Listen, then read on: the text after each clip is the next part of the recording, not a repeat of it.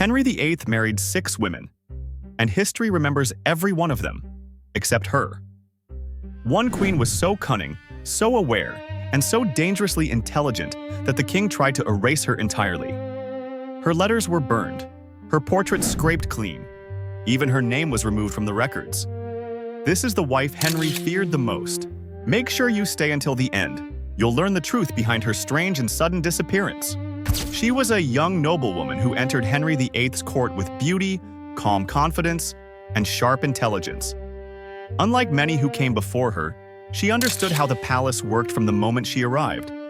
She paid attention, stayed quiet, and learned quickly. Her charm wasn't reckless or playful. It was controlled, thought out, strategic. Henry chose her because she didn't fear him. She matched his presence instead of shrinking under it. At first, she tried to be a loyal, thoughtful queen. But the pressure, the secrets, and the constant watching changed her. She became stronger, more guarded, and eventually one of the most feared women in the palace. The problem was simple. A woman with that much awareness was dangerous, not to the kingdom, but to the king's legacy. And because of that, Henry tried to erase her from history. The palace did not welcome her. It stood like a maze of stone and gold, filled with old air and older memories. The hallways stretched long and cold, lined with portraits of queens who seemed to smile a little too politely. Even in daylight, shadows clung to the ceilings as if they had lived there longer than anyone else. The walls held every whisper from the past, and nothing in that place ever truly slept. As her carriage crossed the bridge, she looked out to see London's torches flickering in the fog. People cheered her name, though most of them didn't know her face. Too many brides had passed through these royal gates for the crowd to believe any one of them would last. Inside the palace, the air smelled like beeswax mixed with something older, something heavy. Courtiers bowed as she entered. Their voices were smooth. Their smiles were practiced. Their eyes studied her in silence, measuring what she might become. Henry watched from his raised seat, wrapped in crimson cloth. His expression was steady and hungry. He had known love, loss, and rage. But when he looked at her, he saw something he had not expected. Her calmness, her awareness, her ability to hold his gaze without fear. He felt drawn to her because she reflected his power, but softened it. To him, that felt like love. To others, it looked like another sentence. She curtsied. Her gown brushed the floor like a soft sigh. The orchestra played again, and everyone forced themselves to breathe. But behind every toast and every cheerful phrase, danger moved quietly. Henry's moods could shift in an instant. Peace never lasted in a palace like this. Later that night, from her chamber, she looked at the snow beginning to gather on the stone ledges. The city below rested. The palace did not. Her maid lit a single candle before leaving. In that small circle of light, she saw her reflection in the mirror, young, calm, and unprepared. But under that calmness was something sharper. She felt it even if she couldn't name it yet. Beauty wasn't a shield. Affection wasn't protection. This place wasn't a home. It was a stage, and every person who stepped onto it left a mark they never planned for. Somewhere down the hallway, a door shut softly. Footsteps faded. The tapestry on her wall fluttered, though the window was closed. When the candle finally burned out, she whispered a few quiet words to herself. Words no one would ever record. Let them forget me. Before the palace swallowed her whole, she belonged to a quieter world. Her childhood home stood between fields and fog, with air that smelled faintly of metal and lilies. Her father was a man of ambition, always planning, always pushing. He smiled for opportunity, not for his children. Her mother was careful and soft-spoken, teaching her daughter the strength found in silence. The kind of silence that opened doors. She grew up listening to visitors from the court. They spoke of London and the king who married and discarded wives as easily as he changed his moods. She paid attention. While other girls practiced sewing, she studied expressions. She watched how charm worked. She learned how attention shifted. Her beauty was natural, but her understanding of how others reacted to it came from long observation. Portrait painters tried to capture her face, But they always missed something, the small spark of calculation behind her gentle eyes. She wasn't cruel, not yet. But she could feel ambition forming like a shadow beside her. When the king's envoys arrived at her family's door, the household burst into activity. Servants ran with silver dishes that hadn't been touched in years. Letters were prepared. She stayed still. She already knew what this meant, and she knew she would never return to the person she had been before. Her first meeting with Henry did not feel like the dramatic moment poets love to imagine. There was no shock, no breathless silence. Instead, there was recognition, a simple, steady recognition. He saw her control, her calmness. She saw his hunger for importance. They spoke politely. He tested her. Rumors spread instantly. Some said she enchanted him. Others said she reminded him of someone he had loved before. She didn't care. Love was not her goal. Survival was. Affection would be a luxury if it came. But sometimes at night, when the candles went out, she wished for something simple. Safety. The wedding looked perfect from the outside. Bells echoed through the city. Crowds cheered as she arrived at the abbey in a white veil that shimmered like frost. Inside, everything felt too bright, too loud. The smoke of incense hung heavy. When Henry placed his hand on hers, she felt the weight of it more than the warmth. People called it a moment of unity. She felt the chain of duty settling in. That night, the celebration stretched on. Dancers filled the hall, but she noticed the faces of women who had come before her, women whose stories had ended in silence. She saw them in the eyes of those who avoided her gaze, as if she carried their memories with her. In her chamber, petals were scattered across the floor.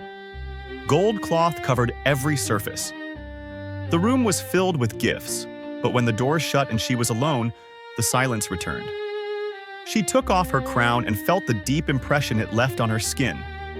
In the mirror, she saw someone who was already changing, not a bride, not yet a queen.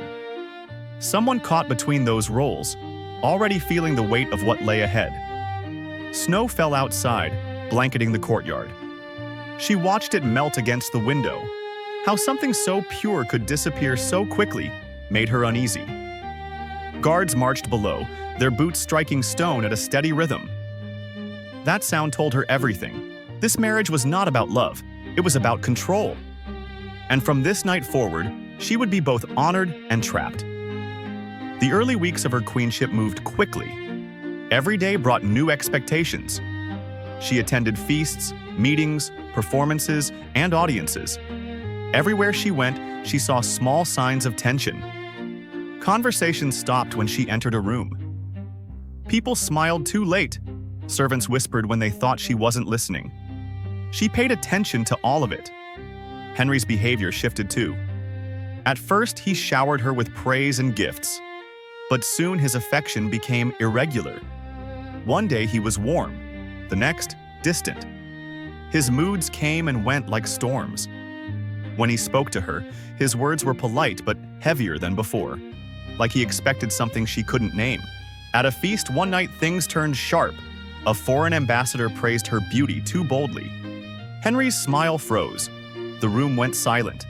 The ambassador's hand shook as he lifted his glass. She felt Henry's gaze on her, full of something she didn't understand. Later, after everyone left, she stayed in the hall. A violin note echoed from the back of the palace. The smell of wine and roasted meat lingered. She touched the edge of the table and felt grooves worn by generations. Even furniture carried the scars of power.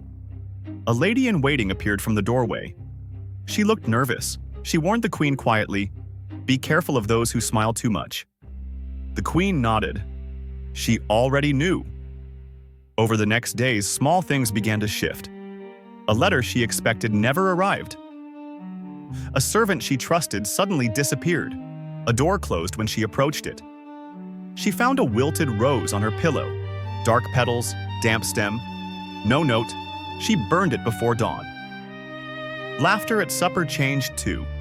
It no longer sounded joyful. It sounded like people pretending. Henry's hand brushed hers one evening, and instead of affection, she felt a warning in his touch. The palace was turning into a mask.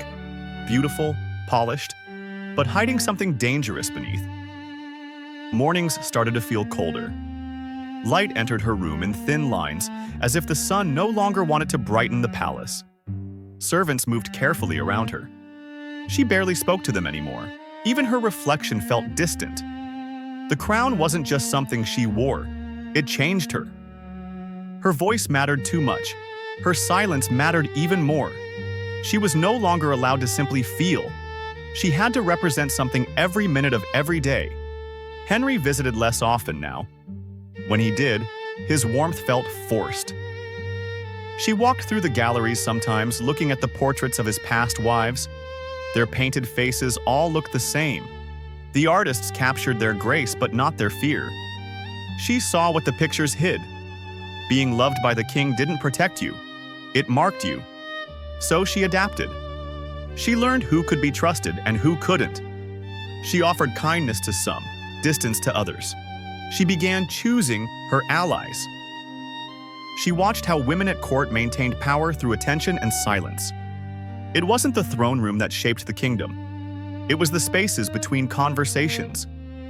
But isolation had its own dangers. She stopped trusting laughter in hallways. Sympathy felt fake. Tapestries looked like they held secret eyes. At night, the wind pressed against the windows like a crowd trying to get in. Letters appeared with no seal, written in a familiar hand, warning her that people around her were waiting for her to fall. She burned each one, but the ashes stained her fingers all the same. Her reflection changed. Her eyes hardened. Her posture straightened. She learned that to survive, she didn't need love. She needed control. One evening, she stood by the window, watching the snow fall. Instead of fear, she felt something different. Strength. She whispered, "Let them watch." From then on, she no longer felt overwhelmed. She felt ready. Her rise happened quietly. She adjusted punishments. She changed who had access to her. Servants who disobeyed were dismissed quickly. Courtiers grew careful. Silence became her power. Henry visited less often, and when he did, she faced him with calm confidence. It rattled him. The control he once held now slipped into her hands. She spoke about legacy instead of loyalty. She gave him nothing he could use against her. This frightened him far more than anger ever could. Rumors spread. One woman spoke her name with disrespect during a meal. By the next morning, that woman's position was gone. Her family's petitions were denied. She vanished from court life. The message was clear. The queen was no longer someone to test. Yet even with her strength, she sometimes walked the garden at night. Her hands brushed the branches. She remembered what it felt like to be gentle, but she also knew she no longer had that luxury. Enemies grew in the dark, but so did her influence. Men who once ignored her now weighed every word she said. Behind every smile, she gathered information. Behind every polite nod, she built connections. She became a quiet force, shaping decisions across the kingdom.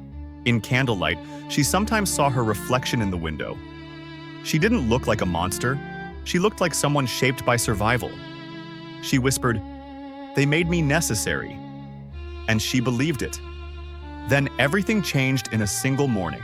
By sunrise, her name was gone. Orders were sent out with no explanation. Remove her crest, melt her jewelry. Her portraits were taken down. Her face covered first, as if the painted eyes could accuse someone. Within hours, she no longer existed in the palace. New tapestries covered the marks where her pictures once hung. The hounds she fed were taken away, and their collars buried. When people whispered about her sudden disappearance, they were told she had left, or that she was ill. But beneath those soft lies, a different story spread. People said her heart had turned too dark for rest. They said the king wanted her memory destroyed before it could speak. Records were rewritten, her name scratched out. Letters she signed were scraped clean. When a royal chronicler refused to erase her from his work, he was sent far from court. The next version of the records had no mention of her at all. The palace breathed easier once she was gone. Fear worked best when it left no proof. But the walls did not forget. In the long gallery where she once walked, scratches remained in the plaster. A faint stain marked where a cup had fallen long ago. The next morning, the king walked that same corridor alone, pausing at the empty space where her portrait once hung. He sealed the door forever, yet the silence soon grew cracks. Whispers of her final night, letters written to someone else, a mysterious man slipping into her room before the window opened to the storm. Villagers spoke of her heart buried in silver, her spirit haunting the man who betrayed her until his hair turned white. A dying maid confessed to a hidden chest beneath the palace chapel, and though scholars dismiss such tales as superstition, the matching details, a silver locket, a forgotten song, the color of her final dress, revealed a single truth. She had expected her erasure and prepared. Centuries later, workers uncovered a sealed passage with a canvas showing part of her face, a silver rose proving it was her. More clues in Edward VI's papers, a locket etched, "Remember," and marks she once wore. Visitors stared at her portrait fragment as if it were alive, and as Henry aged, the palace grew heavier. Nightmares, shadows, roses, smoke. Even after his death, footsteps and whispers filled the halls. Piece by piece, her story returned, exposing the truth. She threatened the story Henry wanted the world to believe. Her legacy was truth, surviving through silence that refused to fade. History tried to forget her, but history failed.